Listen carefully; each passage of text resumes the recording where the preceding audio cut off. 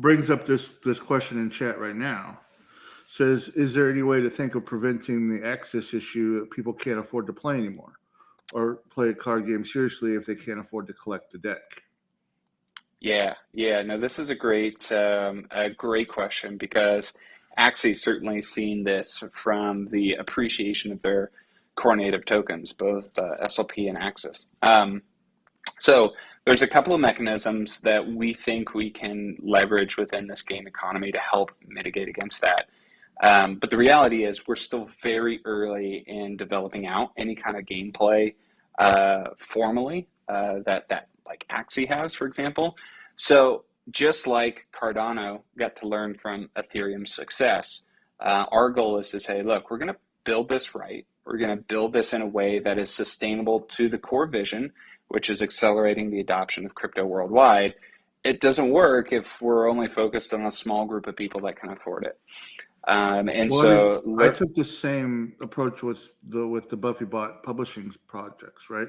Mhm. Like, I want we release one a week, and we built it in a way that if somebody comes in week 4, they can go back and buy them still from us, right? Right. Like, we're catering strictly pretty much to the collector first, but we do have some chase cards for people who are investors, for flippers, if they look into it properly.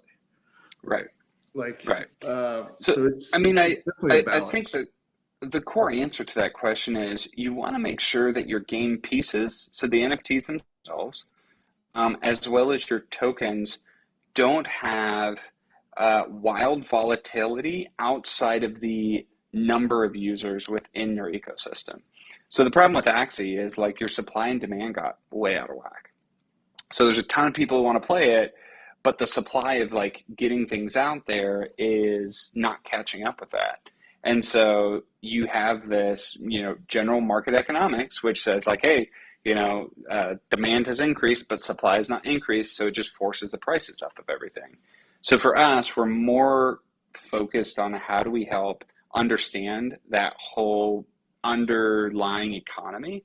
And that's exactly what Fund 6 proposal, this NFT and token economics, is looking to explore, is how do we understand what are the economics to grow at the right pace so that you don't have game pieces that are wildly expensive for new players to come in with.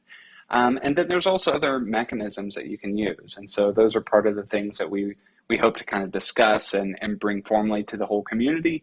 White paper to open source all of that, receive feedback, and then maybe there's future iterations that we can develop those core ideas and concepts further.